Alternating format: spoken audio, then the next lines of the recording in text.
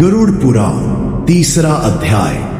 13 दिन की विचलित यात्रा पूरी करने के बाद आत्मा अब यमलोक की ओर बढ़ती है और वहां उसका पहला सामना होता है चित्रगुप्त से।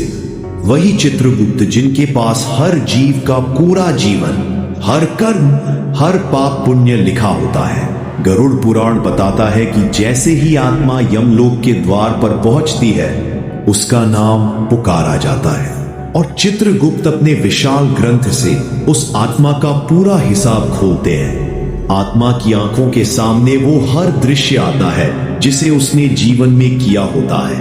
किसे धोखा दिया, किसे दुख पहुंचाया, किसका भला किया और किस पल भगवान को याद किया।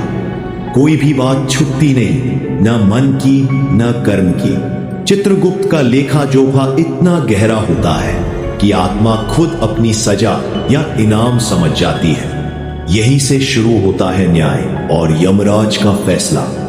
गरुड़ पुराण कहता है, कर्मणा जायते जंतु कर्मणैव वर्धते नरा, सुखम दुखम भयम क्षेमम कर्मणैवाभिपद्यते।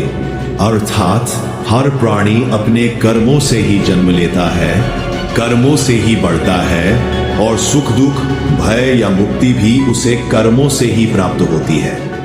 यमराज कठोर नहीं होते, वो न्याय के प्रतीक होते हैं। उनके निर्णय में केवल एक ही बात देखी जाती है, क्या इस आत्मा ने अपने जीवन में अपने कर्मों को समझा। अगर हां, तो उसे पुनर्जन्म का एक और अवसर दिया जा सकता है और अगर नहीं, तो उसे नरक की ओर प्रस्थान करना होता है। यही वो पल होता है जहां आत्मा को अपने जीवन के हर क्षण की कीमत समझ आती है।